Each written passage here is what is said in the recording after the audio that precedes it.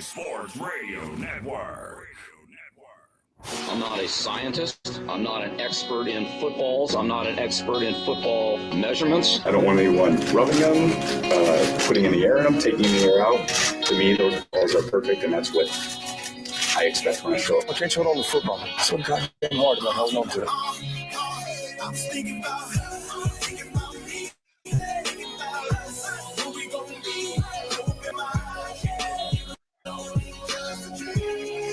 Introducing Mike Cash Collins and Scott Stagg Simpson as the Fantasy Millionaires.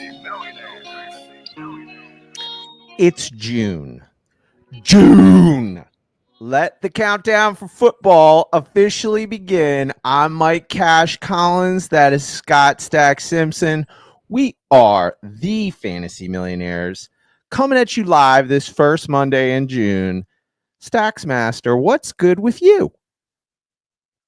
You know, we are less than 100 days away from football. Less than 100 days. It's under the threshold of 100. Like $100, that's easy. You know what I mean? Like, 100 days is nothing. We can get there in a blink of an eye. You know what I'm saying? I'm so excited. NFL is back, baby. It's official. We're talking about our draft kit already, you and I, what we're going to do, how we're going to build, how we're going to grow from last year to this year. It's a year later from when the Fantasy Millionaires kicked off. So, man, it's an excellent time to be alive. Also, I haven't slept, and I'm riding high on puppy love and my deck getting finished. And so I could say things tonight and not even know. You got to keep me in check. You got to keep me in tow. I've been getting dogged and decked. That's how it's been going for me. Okay. Yeah, we got the new dog. That's a new addition to the Simpson family household. Winter, I believe, is the golden retriever's name, correct? Yeah, we have Winter, Sherry Simpson, and Sherry means like your mate, your friend, your amigo. So I'm cool with little Winter. I'm looking for a picture here, but my brain, it's not working as good as it used to after doing all that stuff with the deck and the dog. I've been up all night. I've been going to bed at around 10:30, 11, and then waking up at 1:30, 2:30, 3:30, 5:30. And I go to bed 5:30. I wake up at 8 in the morning, and then I got to start working on my deck all day, and then I got to do a dog. It's just, it's never ending. Yep, decks, dogs, and dads, dude. A lot of that going on in your life. Yeah, and it's okay though, because today I got to do a fantasy football draft, a mock draft on some of my boys, John, Luke, and Simon. They weren't able to do their own podcast, so I jumped on and did some front yard fantasy mock drafting, which was cool. And you did what? You're jumped on there. Okay. We're spinning there. Yeah, a little bit. I'm trying to find a picture of. Yeah, did we spin? No, we're good. Back? I mean, you're frozen, but I can talk us through this. So you jumped on the podcast. Yeah, you're unfrozen. Yes. So you jumped on the podcast. Invited me to do it. Thank you, by the way. That was during a lawn mowing moment, so I couldn't share the mic with you, but yeah, that's cool. We did a little mock pod. We did a mock. It was a lot of fun, and I am excited. We're going to talk today a little bit about later in the show about Julio Jones. I mean that impacted the draft, of course. As soon as you that news in the mix, things are happening. It's not the same, which I like. You know what I mean? I want to see the new. Everything happens in fantasy, and then there's an immediate reaction to it. And so I love just kind of seeing what the overreaction, the underreaction is. I got Julio Jones in a best ball draft today. And so I thought that was pretty cool. Here's what I do. I'm excited. I'm excited to see where, I have not. So we are definitely going to get into Julio later in the show. And I'm excited to hear how this is updating where Julio and Ryan Tannehill are getting drafted. So that's that's coming. That's a big cute little guy. Yeah, this is winter. I have winter on for friends who are watching. We were just playing with a little yarn or a little string earlier today, and she is a lot of fun. She loves to play. She already is running the show. She's up there barking and screaming when she doesn't get what she wants, and that's how it goes. And I understand. And I'm there on the couch tonight. My wife is taking a bullet for the team, and she is going to be on the couch. And I'm really proud of my wife. Like, I love my wife. And of course, everyone loves their wives. Wives are amazing. But my wife didn't grow up with any animals. She never did this. She never had a dog. And so she's just jumping full steam and doing amazing stuff, just loving this dog so much. And it's so cool to see when your wife falls in love with a pet for the first time. When, I raised golden retrievers growing up with my mom and dad. They bred. We got a male, and then we got a couple females, and they had puppies. It's just the funnest thing ever. I know that you had dogs growing up. You had boxers growing up, right? A whole set of them. Yeah, we bred one litter one time, so that was cool. Very cool. Man. As Rex Chapman always says on the Twitters, dogs, bro, dogs. Yeah, dogs. Well, yeah. I wanted to be a dogs guy, but unfortunately, my wife had been kind of kiboshing the dogs thing. 16 months later, we found a dog. Really excited for London and for winter. And, your boy, honestly, I stayed off Twitter today, and I was just loving on a dog. It was pretty cool. I liked it. It was good for my soul to be able to care for and to train a little friend there to do the things that we need to do. I'm all positive. No negative, no no's, all really encouraging and just letting the doggy know, letting Winter know when she's doing well. So, she can do well continuously. You want to keep her pumped up and encourage her. We're just having so much fun together. No, that's awesome. I've got an important question for you since we're 100 days out here. What is Stacks doing for the beard this year, this fantasy football season? Are you coming back? Are we doing a sequel? Yeah. So here's the deal. Don't tell my wife. Thankfully, she does not listen to my podcast. Give me some beard talk, bro. I'm blowing you out right now. I got the I'm Unabomber level right now. Look at this thing. You're batting down the hatches. Hide your kids, hide your wife kind of level. This thing's coming to Austin with us. Where I'm bringing this guy to Austin. Dude, I cannot wait for Austin, by the way. Shout out Salvetri. We're going to have to grab a beer or whatever, hang out down there. We're going down not next week, right? But the next week after that. So next week. It is next week. It's next Thursday. So we are. Yeah, next Thursday. Next Thursday. Oh, shit. It's yeah, we're going to go down to Austin, hang out. Our last friend who is 40 years old is finally getting married. I got married at 26. Mike, would you get married at like 28, something like that? 28. Yeah. How old were you when you got married? 29? Yeah. 28. Yeah. Yeah. So, but late in the game, our boy Molson Olson, shout out. He's getting married, and we're going to go do a bachelor trip to the city of Austin. So I'm really excited to go mess it up down there and hang out. And that's my roommate right there. So we're going to have some fun. We'll have some stories when we come back. You better book the hotel. In 2 weeks, or I guess not next Monday. Yeah, we haven't booked the hotel. I already did. It's already, you did? Oh, I did. It's not booked, but it's reserved. It's reserved. Okay. You know what I mean? Like, we didn't pay any money, but I put a reservation on it. Yeah. So we're gonna be doing that. Nice. And yeah, I can't wait. It's gonna be so much fun. If you're in Austin, if you live there, if you've ever been there, if you like Austin, if you've ever traveled there, if you've been to South by Southwest, tell us. Send us things. Send me stuff. Let us all know. Like, I know Mike's been there before, but we just love to hear ideas. Yeah, there. Come hang out. We're just ready to kick it. We're vaccinated. We're vaxxers. We believe in it.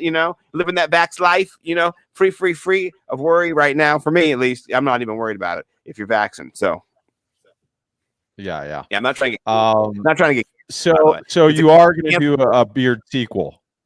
Ryan long and short Fitzpatrick, of it here. watch out. Yeah, Ryan Fitzpatrick, watch out.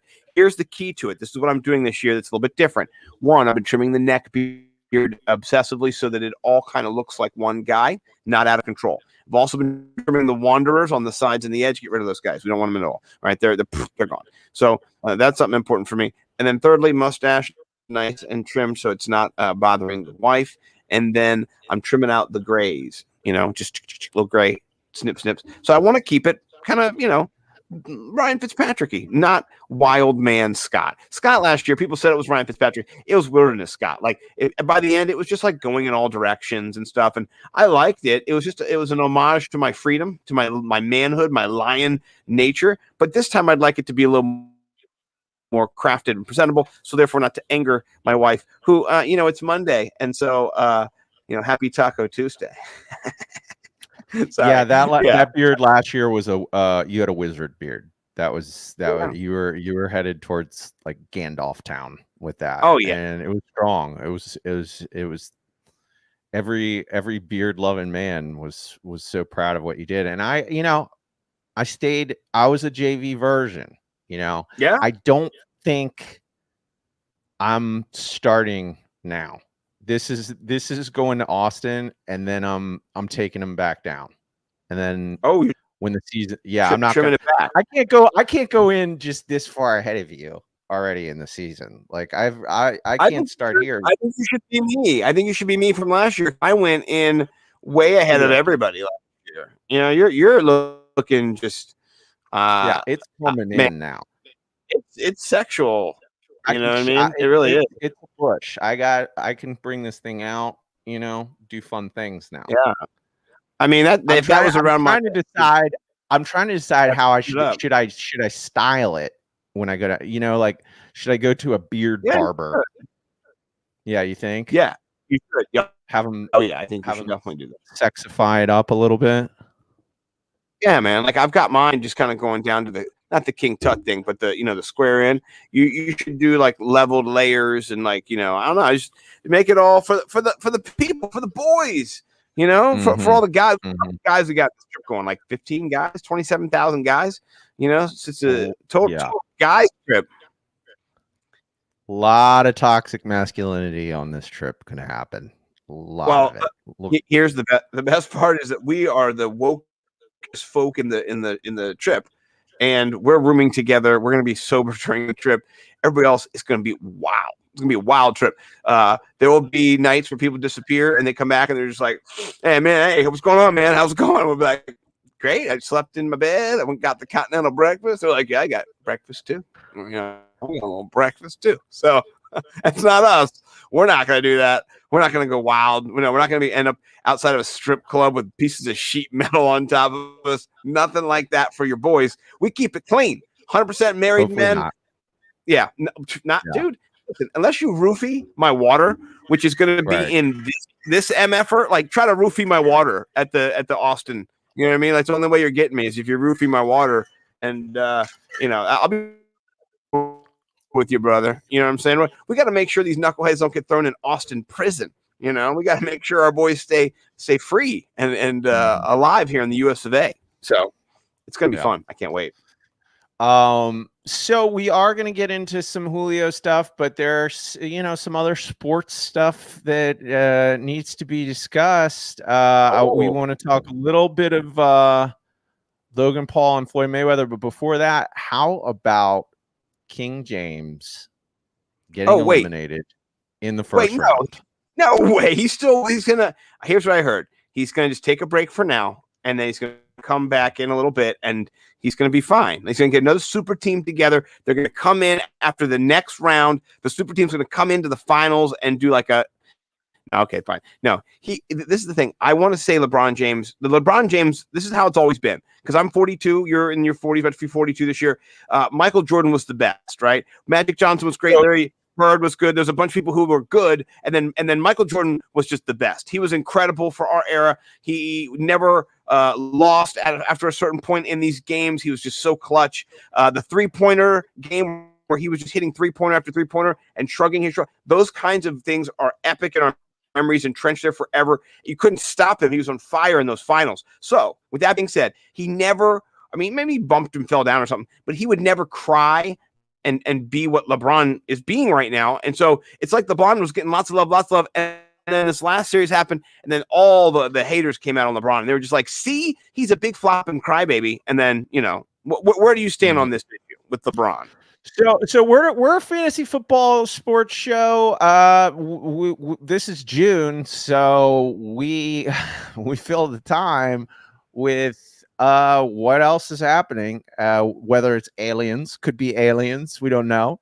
But LeBron James losing in the first round, I haven't watched any NBA basketball. I haven't watched a single game all year.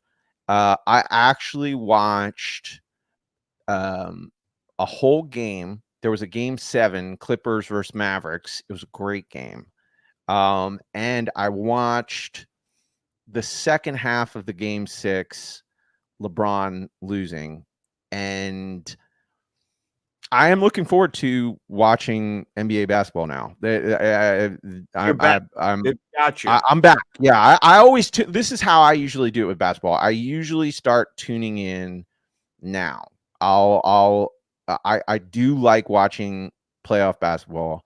I love good storylines. If there's two great, like right now I'm rooting for the Clippers to face the Nets. That's the intriguing, dramatic matchup that I would like to see. The Nets just have a super team. It's ridiculous.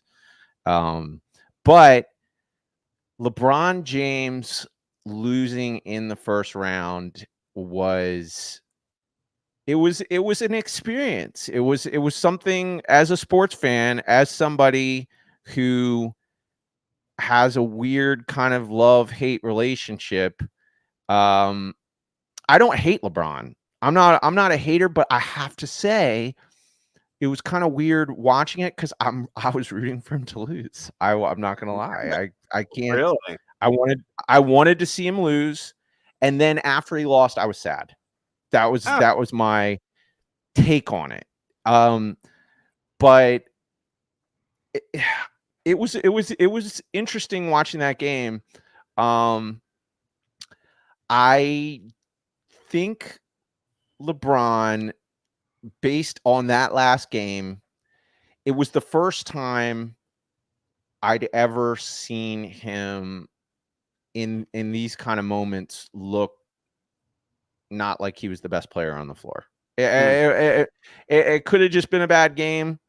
He's going to be 1 year older next year, so we'll see how Father Time continues to play into this latter stage of his career. But I mean, he's only 36. He's been playing for 25 years, though. So I mean, he's an old. And that's the thing is 36 is, I think, in basketball, where a super athlete like LeBron, it's just going to start to catch up because it's not. You can't be Tom Brady in basketball. You got to run the whole game. You got to be, you got to be in shape. The lungs just can't handle it all.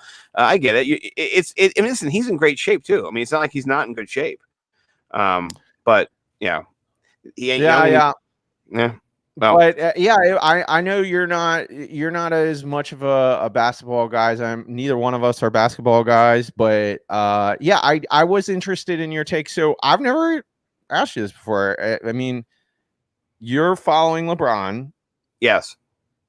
It is LeBron. Who's your GOAT? Is Jordan your GOAT? Yeah, Jordan's the GOAT. I think if he doesn't step away for those 2 years after his father was killed, I think that he has 2 more championships, and we're not even worrying about it because he would have never lost a championship. He never did, but he would have been 7-0. You know what I mean? And so I don't know. It's just it's different now. I know people are like, well, LeBron's got this many and he's been in this many. Jordan was just a different person. Like, he was not going to lose, and LeBron has lost so many that I don't feel that same era or aura of him being invincible. Jordan was just, during that time, it was no one's going to stop Jordan, and people stopped LeBron, and LeBron stopped himself, and so he's not the best. He's not the best ever. I watched the best ever, and I saw what he did, and it was just electrifying to be a sports fan during his window. So. It's so interesting. You can determine whether you were born in 1980 or forward or in the 70s like we were by this question. Because if you answer Jordan, you were, and there's younger people that do, but the LeBron GOAT argument is going to usually be had with somebody. They could be 38. It's just they just are not quite old enough where they saw Jordan hit that shot, over the Cavs, to win the game. I was watching that shot. It was like the most intense thing you ever saw in your life. Yeah. They called him out right before the shot. You knew he was going to try to. He had lost to the Cavs the year before, and they had eliminated him. And for him to be, that's why he was just there hitting his chest so much, is that he had exercised a whole year's worth of a demon, and you as a fan had that demon on your back too. You were just like, oh, that little timeout beforehand. I love the NBA. There's a million timeouts. So it was like, I know that timeout, and they called that timeout. He gets to the top of the key or the free throw line right there, and he makes history. For him, it was just a catalyst. It was great. He's getting double, triple teamed on the shot. And everyone's like, Jordan used to play with garbage men, but then then the argument is always, and Pippen is a top 50 player, so is Pippen a garbage man?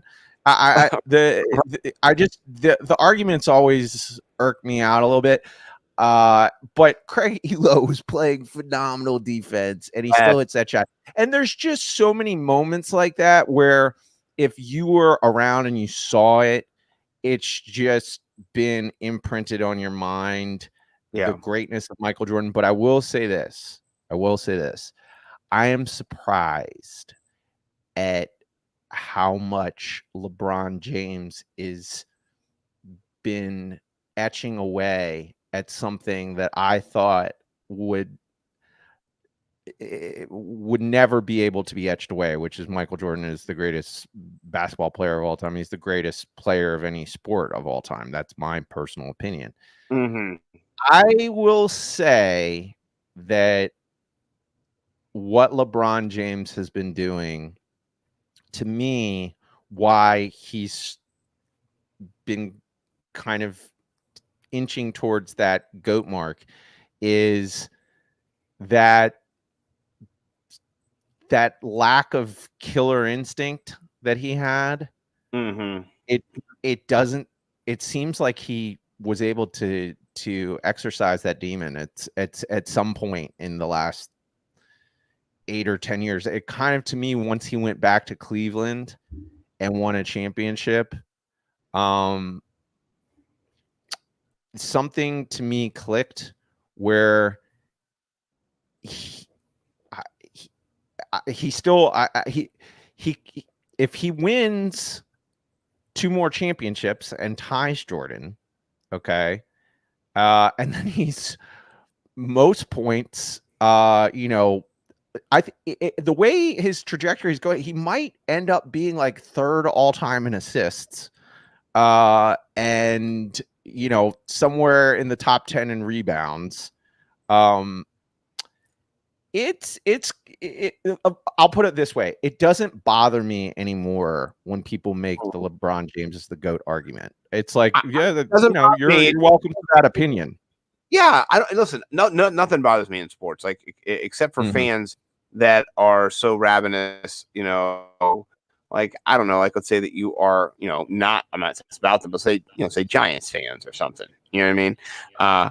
And you're just so myopic, or Washington football team fans, or Dallas fans, or Eagles fans, whoever it is, and you can only see your perspective. I don't like that. That's the kind of thing I don't like about the tribalism in sports. I like the competitiveness, and I like the way the sports brings out the best in people, and but I don't like that aspect of it. But speaking of bringing out the best, let's transition real quick. What did you make of the Logan Paul Floyd Mayweather fight? And I'm going to bring up a few of the key interchanges. We'll check them out here as a boxing punditry. We'll put ourselves in the position of kind of commentators here. What do we see? And let's start here. All right. I got a long clip here. This is the longest clip of the fight. Let's see this fight. Let's first preface this by telling everyone who's listening that I don't know if you even tried to pirate it. Neither one of us was able to successfully watch this. I did not try to watch the fight. I did not. So we are going to give you analysis that has no basis in any actual viewing of the event. We're going strictly off what the buzz has been and what we have been able to find via Twitter and Instagram. So, Right. So let's that's little as much as we're going to be able to here. give you. Yeah, let's watch an exchange. I think it's in slow motion. So there's that. Yeah, I mean, which is it's important. I think I'm right on it. Yeah, here we go. Nice jab. Okay. Yeah, Logan got him on the nice. Ooh, over the top Left in the right hand Okay. by Logan. And that's a mistake because guess what? He upset Mr. Mayweather, and this is what happened later in the round. Yeah. Exactly. Bing! He makes it. You know what it is. You do this. Bing. Every action has an opposite and equal reaction, and that's what he learns. Hey, I've Did heard he learn somewhere that? before. Make him miss, make He him pay. Well, might have. done. Hey. Listen, I've been studying. All right. That's why I show time money. He's been studying. I don't know about that. All right. So, All right. Go show the clip. So this is what I understand happened. Can you show the clip where go down a little bit. This one? That one, yes. Can you show that one? Okay. Trying to unload now, throwing punches from This 90 was, different angles. as I understand it, in the first round, in like the first 20 or 30 seconds. I could be wrong. I don't remember. But Logan ran out and just went crazy. Yeah. And he's throwing big shots. They're joning on him here by showing Kermit the Frog just flailing his arms. Yeah, total foil job. But it doesn't look like that to me. It looks like he's actually just beating the crap out of him. It's just Floyd knows how to deal with that kind of stuff, and he can position his gloves and his head and his body so that he can absorb those shots.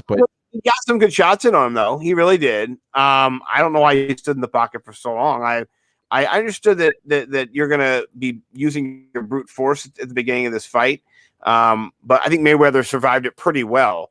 And you know, he gets out of it, he gets away from it. And there's a lot of, I don't know, the flailing arms kind of is funny. There's no one punches like this, just like to the side. They're hard punches, but they're not really what you're not knocking people out with those punches. They're kind of angry schoolyard punches. No, like, yeah, it looks like you're trying to beat up Jake Paul. That's what it looks like you're trying to do. It looks like he's flashing back to being 12 years old, and he doesn't know how to throw a punch, and he's hitting him in his ears, and he's hitting him with the side of his fists. Right. But that's exactly what I would do if I was fighting Floyd Mayweather. First of all, I would never fight Floyd Mayweather, and second of all, if I had to, for some reason, do that, that's exactly what I would do. I would run over there and I would punch like a 12-year-old as many times as I could, as fast as I could, and hopefully he falls down. Okay. Yeah. So here is a very intriguing scene. Okay. Later in the fight, we're previewing a different scene. It's our third and final from the fight. Later in the round, you can see Jake Paul is flabbergasted. He's all sweaty. Yeah, sorry to call him Jake Paul. Logan Paul flabbergasted, sweaty, hair akimbo, and then our boy Floyd Mayweather comes in and he's got a couple of dips and doozies, blocks the shot, and then gives him a nice little right hand. What did you see about this that intrigued you? So this is a conspiracy theory. If you watch this, and it sucks the way it's showing you, the way it's streaming right now, and it also sucks because this is the only clip I could find, but the conspiracy is, and it does look like this if you see it in the right motion, he actually knocks him out right here.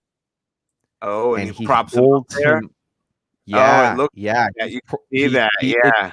And if you see his eyes there, this is what bothers me, is because I didn't watch the fight and I couldn't see where to keep this thing going, the better, the more the spectacle. You don't want to end it. He wants to, toy with it maybe.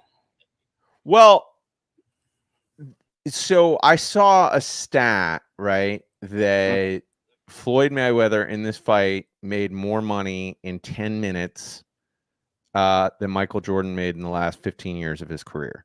Oh, that sounds pretty right. Yeah, of course. Why not? Which is insane. But I am open to the idea that Floyd Mayweather and Logan Paul want to run it back, and maybe that's why he didn't knock him out. I don't think that's what happened. Again, I didn't see the fight. I didn't see what this exchange was, but there's a bunch of people who believe he literally knocks him out right here and holds him up. And that clip, if you see it in good motion, you see him crack him once, and then he cracks him on the other side of his head, and you see Logan Paul going down. And I wouldn't think that he actually knocks him out, except there's this one part where his eyes, like his head, like it doesn't, there's no reason why they're moving the way that they're moving, and that's what bothers me. Is you might not be out. Yeah. But Floyd Mayweather, it does seem to be holding him up from falling over. So I don't know. I don't think that that's what happened. I think that there's nothing behind the scenes, and all the people who actually saw what they actually saw, which was a shocking display of athleticism by a YouTube star, and kind of huge payday, kind of taints Floyd Mayweather's legacy a little bit, just a smidge. I mean, I don't know what's his legacy got to do with Logan Paul. I mean, it's just an exhibition. You know, he can always just say like it's an exhibition. Who cares? You know what I'm saying? He's a bigger man. I'm like 1,000 years old. You know what I mean? Like, who cares? And I got paid. You know, I don't know. I'm not trying to like make excuses for him, but he's also, how much does he weigh? How much is Floyd Mayweather? Where did he box at? Well, here's the other reason why it had to be an exhibition. There's no way Logan Paul's not all roided up for that fight. I mean, why wouldn't he be? If you're gonna fight Floyd Mayweather again, if I'm gonna fight Floyd Mayweather, I'm gonna take Mark McGuire steroids in my butt. I'm gonna get you, Stacks, to come over Jose Canseco style and shoot me in my butt. Oh man, not again. Not again. Well, you know, I mean, wouldn't you? Yeah. I mean, if I'm gonna have to face one of the world's best boxers, I think I want to have a little extra bit of horse testosterone running through my veins, whatever it is. It's in the high tea. I want as many mini Denny Carters as I can get, just scrunched into a syringe and just high tea. I want Waranol or whatever it's called. I don't know, Diabol, whatever that stuff is. Whatever it is, you want it. Yeah, the stuff that makes your balls shrink up real good. I'm gonna do that for a few weeks. I don't want to do it long term. I don't want them to stay that way, but I am going to, get the ball shrinking juice if I'm going against Floyd. Pretty sure Logan Paul did too, and it's an exhibition, so I don't know what the rules are, but I don't believe there's testing. No, I don't think so. But I'm glad this happened. I think the bigger picture is the money that was made from this, and then also, I don't think it taints the legacy, but I think it shows a new landscape for how things are going to be done now. Entertainment and sports are kind of just so tied together that they're not. I mean, we know that we go to watch a game and there's money involved and stuff, but this is just, there's so much money to be made from people being interested in these people because so many people are interested in these people. And so I think that is what's so interesting about it. How about this thing tilts the UFC on its axis? Yeah. I saw Francis Ngannou tweet out like, "What are we doing? These guys just made $100 million. What are we doing?" Right. Why aren't they all just free? You know what I mean? Why do they have to have the UFC behind them? Why can't they just be private contractors? Who knows? I don't know. Yeah. All I know is that Ben Askren made more money fighting Jake Paul than he ever made in UFC. Right. So laughing all the way out. I think that all of this has somebody like Dana White just shaking in his boots, because that guy is he's like half a billionaire. And the reason why he's half a billionaire is because only 10 people get paid and they're still only getting paid. I don't even know what the purse is for these super cards. I mean, I think if it's Conor McGregor, he's going to get millions, but I think there's a ton of cards where top stars are maybe getting less than $1 million. And then you go and you see something like this where these guys raked in, you know, what these guys are hoping to make over a course of a career, you know? So to me, the Paul brothers are just continuing to defeat the simulation. I mean, they are taking over the world. It's insane. Yeah, no, they are. And I can't wait to kind of see what happens, particularly next with the fighting. I hope they fight each other. I hope they get enough traction one day to fight each other. The Paul brothers battle, the brawl of the brothers, whatever it is, would be really great. Let's transition now, because there's something that we talked about here on the FF Millionaires. It's really come to fruition. We talked about the trade of Julio Jones, and I believe we played the clip of Shannon Sharpe talking to Julio Jones. You surmised that it was not a fake call. He did not know. You said, you said maybe he could have. You weren't sure completely. Julio Jones has come out, according to Albert Breer, and said he had no clue he was on TV when he made the comments that led to his trade request becoming public. That makes sense. That makes sense. Julio Jones now officially a Tennessee Titan. It worked. We watched A.J. Brown pitch. Part of our 3 tweets last week was A.J. Brown's sales job to the Titans to bring Julio in. He was just selling up the whole team. It worked. They've got him. He tweeted out, "Who do you want next? I've got their ear." What do you think of Julio going to the Tennessee Titans?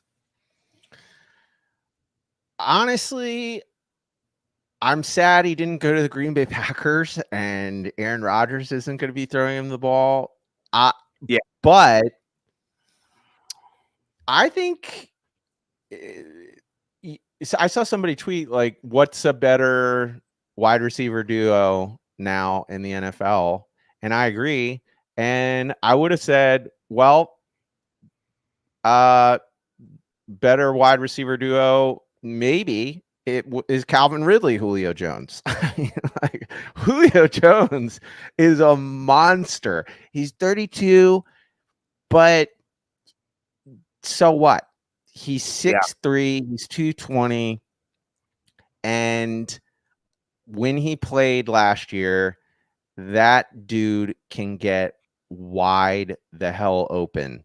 And Ryan Tannehill is an insanely efficient, accurate passer. So who's not excited for this juggernaut offense that the Tennessee Titans now have? I mean, this is great. They went out and got Josh Reynolds to fill the Corey Davis gap. Yeah. Okay. Well, now they have Julio Jones to fill the Corey Davis gap. And Corey Davis balled out last year. Now they have Julio Jones. Right. I mean, this is any team that got him was immediately going to be that much more dangerous. Julio dangerous. And yeah. And they're on a playoff team that I'm big on. They're gonna be one of my top favorite teams to watch next year for sure. Because I freaking love AJ Brown. Yeah. I love Derrick Henry. I mean, honestly, those are Julio Jones has been one of my 3 favorite players. Like top 5, top 10 players play on the same team. It is so cool. Right. You got AJ Brown, Derrick Henry, and Julio Jones. Those are in my top 10 of favorite players. Those might be in my top 5. You throw Devontae Adams in there. I'm trying to think of who else I really Aaron Rodgers. Aaron Rodgers is in your top 5. Yeah, I mean, he's in your top 5. I love, and here's the thing, last year I came out as a huge Calvin Ridley truther, and I just thought it was going to be his year to ascend to the number 1 wide receiver spot in Atlanta. He did, and you know what? But that doesn't mean I don't love Julio. I actually love Julio as a player more just because of all the years of loving Julio. I've had Julio when he scored 350 points. I love Julio Jones. That guy is a baller, and I projected him now to have 8 touchdowns this year instead of 5, 6, 3, 2, like he normally does. I'm going to give him those touchdowns this year. I think he does get it done because now you have Derrick Henry, who is going to be who are you going to stop? Are you going to put single coverage on these guys, or are you going to put another guy in the box to stop Derrick Henry? How are you going to do the goal line? How are you going to put first and goal on the 4? Julio Jones, A.J. Brown, and then Derrick Henry. Pick your poison. One of them is going to be, and then you got Fersker scatting out as the tight end, as a move tight end. You got him going into the flat. They do have opportunities here to just be a juggernaut. And Ryan Tannehill can score. He can run. He can allow Daniel it. You know what I mean? So, yeah, this offense is going to be fun to watch, and their defense is not that great. So this team could be a fantasy league winner if you get your cards right. I'm excited because I checked my Best Ball Mania 2 over there at Underdog Fantasy. If you haven't subscribed, please go subscribe to listen, Underdog Fantasy, if you can legally do it in the state where you're at, is one of the best things to do just to get ready for the NFL season, just to get your knowledge of players. You get to see where the values are. You see where the markets are. There's tournaments they have every day for kind of DFS style NBA stuff. Pick them. I love it. And I have, out of my 5 Best Ball Mania 2 $1 million shots, 4 out of 5 have Ryan Tannehill as my quarterback too. So I drafted him before all this happened. One of them has Julio, A.J. Brown, and Tannehill as a triple stack. Who knows what's going to happen, but I'm excited because if they do go off in those weeks and during the championship round, I might have a chance with those 3 if they stay healthy to get the job done. So I think it's going to be great. I cannot wait. I know people will overvalue now, and those were some of my sleepers, particularly Ryan Tannehill. I've been gobbling him up everywhere this year. Now I'm not going to be able to do it, so I'm a little disappointed with that. You did your first best ball draft today on your podcast, and so you have had a chance to see updated rankings. No, the one I did today was not a best ball. That's unfortunate. It was a super flex. So I got Ryan Tannehill in the 5th round of a super flex as the 11th quarterback taken off the board. I drafted him today myself. So I'm comfortable taking him in the top 10 for sure this year. Now, I mean, I think it's I have to readjust all my ranks and get. But so he went from rounds like 8 to 10. Yeah, no, this is super flex. You're getting 2 quarterbacks. So I could actually go and check and see. I was just in an underdog draft, and let me check and see the data to see where he was. I think he went. Let me see here. I think that he is definitely going to be shooting up. I want to see his ADP related to just the trend of the last month or so. Okay, so let's go to the full board, and I can look and see where he went. He went in the 9th round. He was the first pick of the 9th round. 9.1 is where he went in this draft. So he went after Aaron Rodgers. Now, this is pre-Julio? No, this is right now. This is after Julio. So okay. You still went in the 9th round. Yeah, last draft I just was in. This was a bunch of heads. A.J. Brown got pushed down to the 210, and then Julio Jones was taken by your boy at the 4-6, and then our boy Ryan Tannehill at the 9-1. But he was taken after Aaron Rodgers, and then Tom Brady, Jalen Hurts, Joe Burrow. So in that range. So he is definitely at a tier above where he used to be. He used to be kind of there, but not always, right away. You might get other guys. You might get Trevor Lawrence instead of him. You might get Matthew Stafford. You might get Matt Ryan. Now he was going before all those guys. So, man, I am adjust the ranks, bro. I if he's going 9, I hope he's going 9 because I will gladly take him in the 8th in whatever redraft I'm in. So yeah. What did he finish last year as a QB in the BFFs? I mean, I think he was maybe 6 or 7. I mean, he had so many monster games. I know on one of the teams that I actually made it to the championship in, one of the leagues that I made the champion, I had him. He was just putting up monster numbers every week. Yeah, he was the 9th ranked quarterback in that's in DraftKings. Let me see. We have a little bit. We do a little bit second. Yeah, 7th. And so, I mean, 7th, right? Yeah. I mean, that's sexy. That's real. And that was before Julio. With AJ Brown and Corey Davis. And AJ Brown is now entering his 3rd year. He's just going to get better. Been death for him in the BFS, you son of a gun.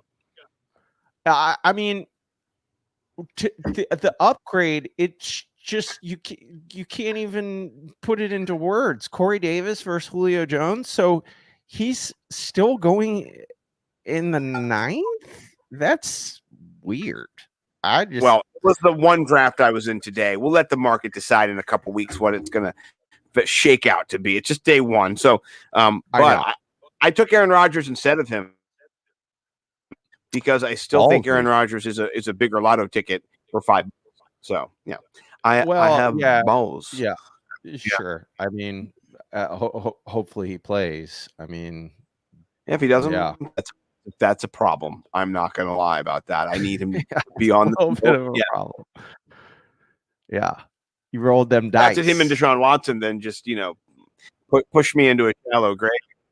Right, I'm living on the streets. I'm going to wake up with a piece of sheet metal on me. So, yeah, no, I love getting the Deshaun Watson in the best ball in round 17 or 18. I'm always doing that in case he does lace him up this year. But I love the fact that that Julio is in Tennessee. I am disappointed. I tweeted out the Michael Jordan F them kids meme, where his face is his F them kids. I did one and I said, F Brian Gutekunst, so I'm not a fan of what the Packers front office are doing with Aaron Rodgers. It is mind blowing. You get one Aaron Rodgers in a lifetime, and the mismanagement here is bothering me. Look, stay with the Julio thing. So we're updating our ranks. We've got AJ Brown in the 2 range. He's not going to move that much. He's still in the 2 range. Seems like Julio's still in the 4th round range, which I'll scoop him if he's around then. Ryan Tannehill, 8, 9, 10. What about the Titans? How to adjust your power rankings? Where are you looking at the AFC playoff picture now that they have Julio? Here's the thing too. I'm not following that closely, just paying attention to the news, and the Titans lost a right tackle, I believe, and there was just talk that the offensive line would be. Well, no, he's still so prepping for the show. He got injured last year. Okay. Yeah, he's going to be back. That's what it was. He's their blindside best offensive lineman. They didn't even have him last year, right? He went down. Yeah. They gave up a right tackle who's a great right tackle. But then they drafted a right tackle in the 2nd round. I don't think they're going to have any offensive line problems. I don't know how that got inserted into the milieu of the Tennessee Titans. Someone will have to educate me on it, but they're getting back their star left tackle, the most important position on the team. They drafted a stud in the 2nd round, and they had a good season last year with the players that they have. What's wrong with that team? I mean, what are they missing? They look like they're going to be their defense. Yeah, but I mean, here's the thing: is if their offense has those weapons, sometimes the offense does beat the other team. And it happened last year. They did. They almost made the playoffs, I believe. They faltered at the end of the year. They were crushing it. And their defense, they were their going. cornerbacks. I think, yeah, if I remember, their cornerbacks were a little bit weak. But yeah, I mean, okay, so they're not. They don't have. By the way, yeah, that's crazy. What's Ryan that? Tannehill's. This is from Fantasy Football Calculator, which is today's data. Ryan Tannehill is in the 9th round, which is just absurd. End of the 9th round. I'd rather have him than Joe Burrow, Jalen Hurts, Tom Brady, even, I would say. I'm going to draft Justin Herbert, I think, above him, but maybe not Russell Wilson. I don't know. Russell Wilson, his defense could be so crappy as well that he just might have to air it out this year, even though they always want to run the football, which scares the bejesus out of me as a fan. But Ryan Tannehill, you can get Russell Wilson in round 6 or Ryan Tannehill in round 9. I'm going Tannehill, man. That's just that value. It screams, get me, save me, hold on to me. So I'm a fan of that for sure. Yeah, I'm just looking at the AFC, and you're right. The defense needs. That's the next thing that they should be focusing on as an organization. But if you have Derrick Henry and you just keep getting first downs, I mean, your defense is going to be fresh. Like the style of football that they play, you can deal with a mediocre defense. I'm not putting their defense as it's just middle of the road. It's just there's nothing horrible. There's nothing bad. I think their cornerbacks are probably one of their weaker pieces. They didn't get after the quarterback very well. They have not historically gotten after the quarterback. I mean, I don't know, since they had Javon Curse, the freak, who I loved, by the way, back in the olden days. They didn't. Brian Arakpo from the Washington football team in his days there, he was not that great. He was not a first-round draft pick. He just wasn't. And I think that's why Washington moved on from him. And he went down there. He did great in Tennessee comparatively to Washington. He was fine, but he never was, the all-pro that they wanted him to be. He never was that edge rusher that kind of set the edge. So they need to do that. If they don't, the other team's going to be able to throw on them. And I like it. I like it because it increases the fantasy value of all those players, because then you get those shootouts, and so I think it's a big deal. I did want to touch on a few things before we go to 3 tweets. Aaron Rodgers is right now not reporting to camp next week. Not that is the word on the street. Not going to camp. Not going to mini camp. Not going to see him there. And the kind of the writing on the wall, what people are saying, what the talking heads are all kind of speculating is, if he doesn't show up now, he is not showing up later. This is kind of where they thought maybe they could, see if he really was about that life of holding out, and he really is. And so they're testing him now, and I don't think he's going to show up. What do you see kind of happening and how this plays out? Do you think it gets worse before it gets better? Do you think he just freezes him out? What do you think plays out?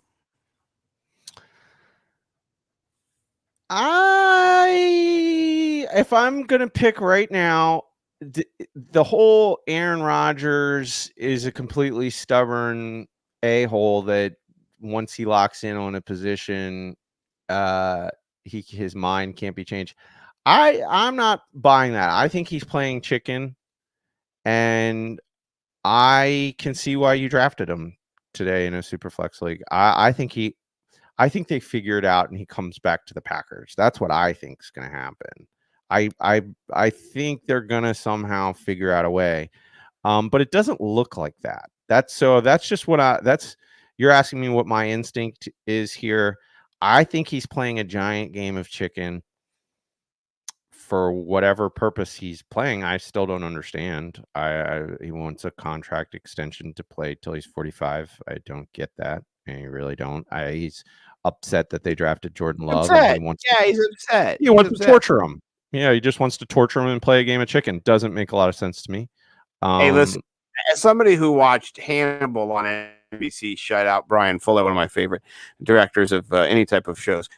Yeah, man, psychological warfare. When you're that smart, when you're that rich, when you're that powerful, when you're that good at something, like sometimes just holding people hostage is the power is a hell of a drug. And I know this because I don't have any of it, and I feel terrible. My dad's in charge of me. My Dackie's in charge of me. My dog is in charge of me. I picked up shit all day today, at least 5 times.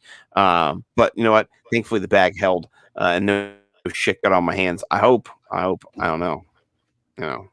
Bo says no go for Aaron, huh? Yeah, he says it's not happening. He does not believe he plays. He thinks he's gonna. Yeah, so Bo does have a little bit of knowledge. He's on the inside track there. Yeah, I think Bo's right. I think the Packers think that they're just gonna not play him, and the fan base isn't gonna burn them down. And you can Brian Gutekunst. That's you're gonna go to the mattresses for him, like that guy who does that. Insert GIF here. Delete, send it to home folder. I mean, that's the guy. So yeah, to them. Totally poof to them. So, all right, you want to get into some Trace tweets real quick before we wrap up? Trace tweets is coming up the pike here. Let's do it. Trace tweets. All right. I think you're gonna win, so I'll go with mine first because mine isn't that funny.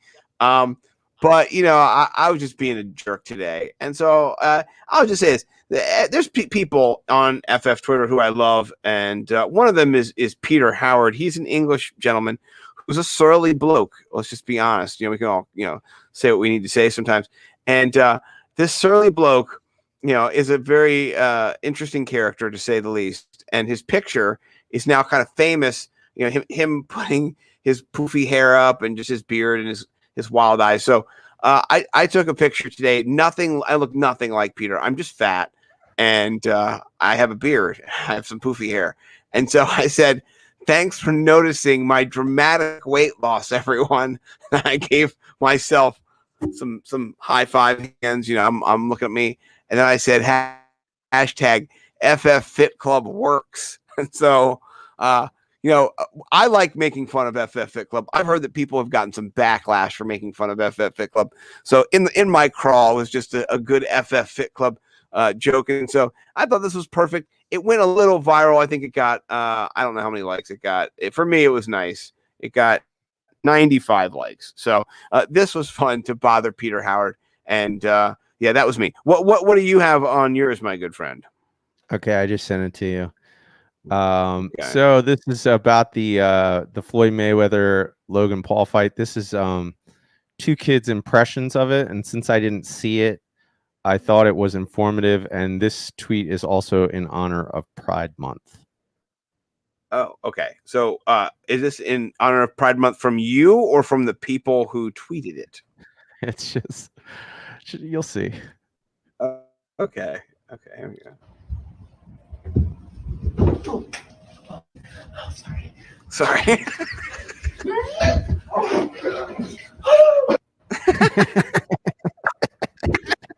Oh, sorry. I'm sorry. And then the kissing at the end. Hugging and kissing. Hugging and kissing. I think you win. I'm going to say that you're the winner. You got laughter, hugging, and kissing. Okay.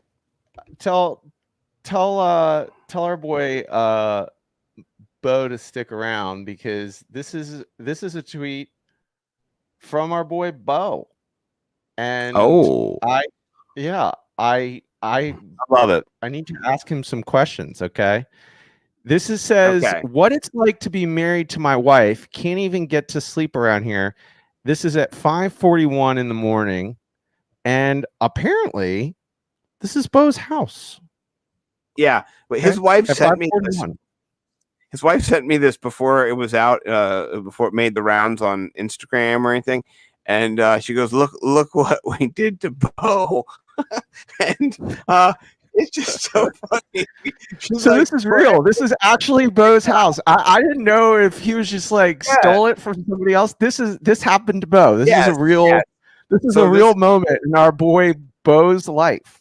A real moment is Bo is in bed, and his wife, I believe, is filming, and then his wife's friend, likes to come over and do the drinks.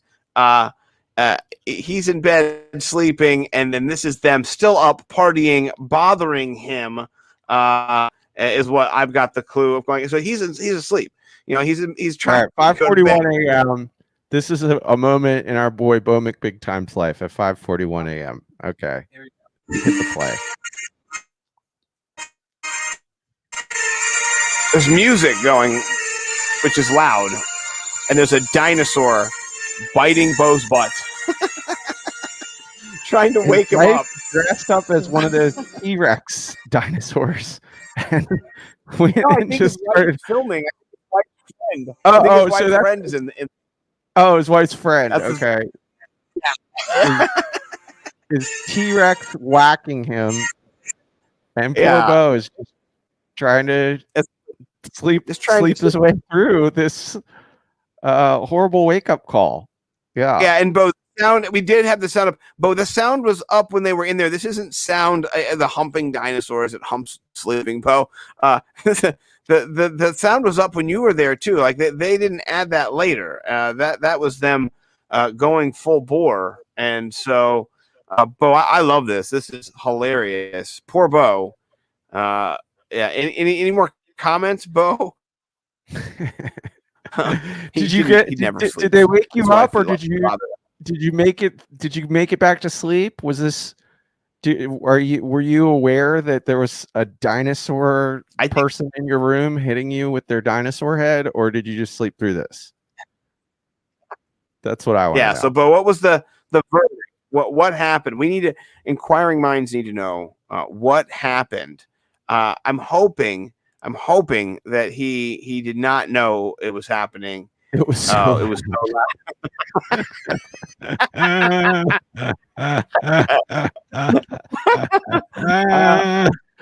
I'm gonna guess people were not completely sober during this. Good there was, job, bro.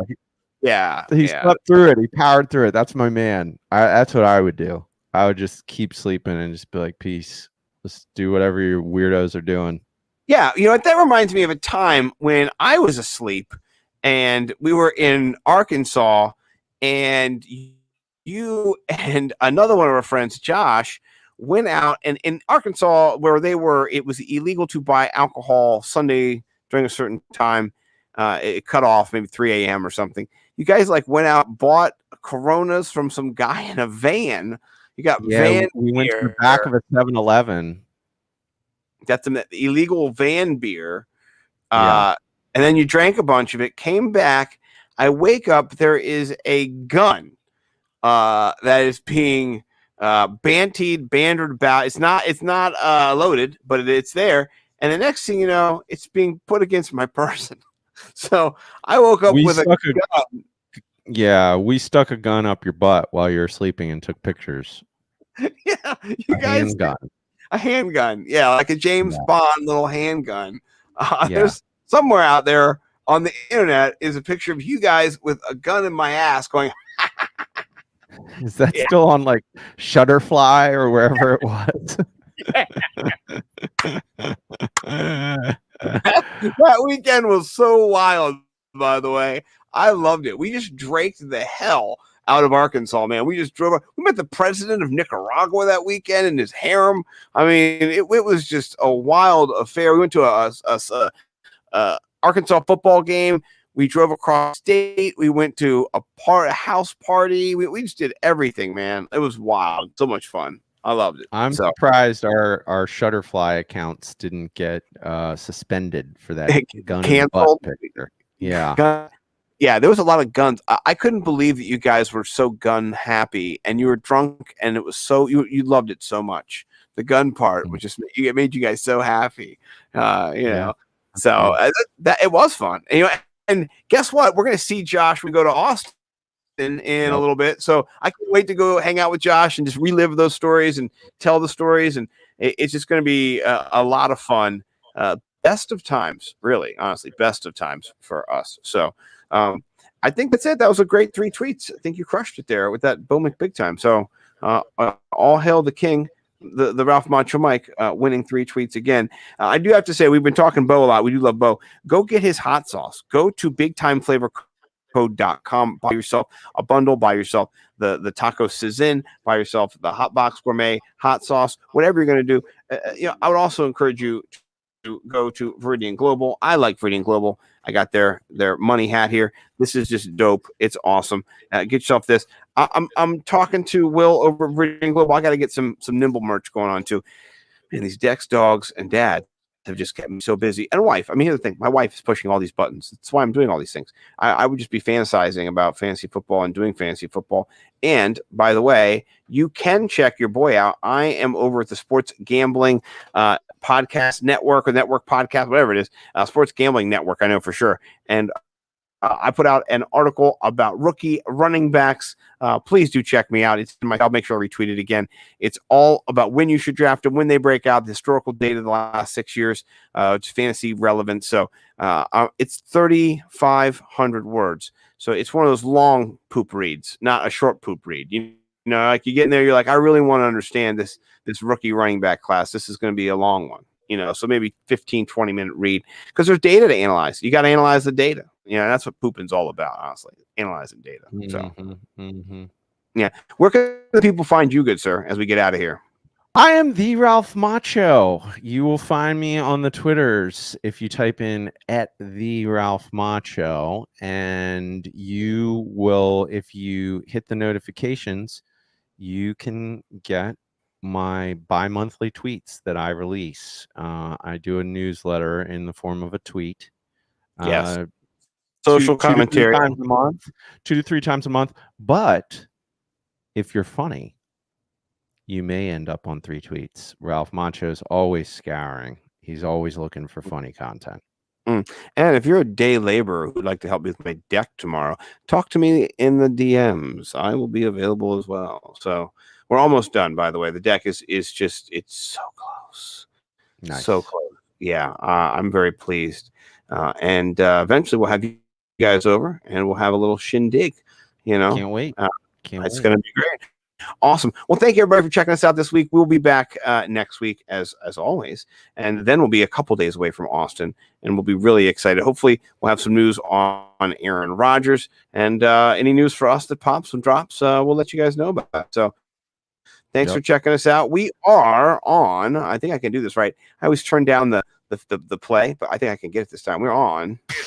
It's the Worldwide Sports Radio Network. Peace and love.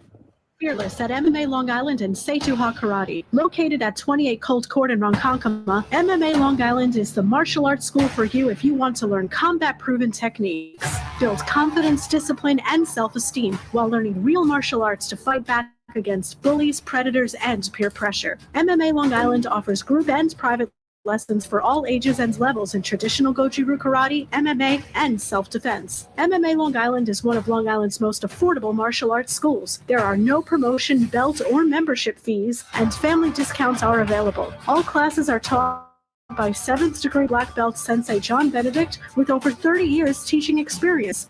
So whether you want to get in the ring or protect yourself and your family, MMA Long Island can help you reach your goals. Visit MMALongIsland.com. That's MMALongIsland.com or call or text 516-381-9660. That's 516-381-9660. Do current market conditions have you nervous? Our experienced team of financial professionals at Heritage Harbor Financial Associates understands that no two investors are alike. We all have different goals, needs, and appetites for risk. That's why the one-size-fits-all approach does not work, especially when planning for retirement. At Heritage Harbor Financial Associates, we analyze your unique investment style so that you can work toward your individual retirement goals on your terms. Heritage Harbor Financial Associates can help you take steps to reach your retirement goals by providing a wide array of financial products to fit your needs, even for the risk-adverse. Give us a call at 631-331-6599 to learn more or to set up an appointment with one of our financial professionals. You can also find us on the web at hhfa.org or on Facebook at facebook.com/hhfa.org. Our number again is 631-331-6599. That's 631-331-6599. Investments in stocks, bonds, and mutual funds and variable annuities are not FDIC insured and are subject to fluctuation in value, market risk, including loss of principal. Heritage Harbor Financial Associates offers securities through AXA Advisors LLC, New York, New York. Member FINRA, SIPC. Annuity and insurance products offered through AXA Network LLC. Edward Lehman has been a trusted insurance advisor for over 16 years with insurance solutions for auto, home, commercial, life, and retirement. He's located at 54 Sunnyside Boulevard, Suite H in Plainview. That's just 1,000 feet south of 495. Local agent, local advice. The time to think about insurance is before you need it. So do yourself a favor, and before you pay your next insurance bill, give Ed and his team a call, 516-935-3900, or visit them online at www.allstate.com/EL. Edward H. Lehman Insurance is your trusted insurance advisor. It is the Worldwide Sports Radio Network.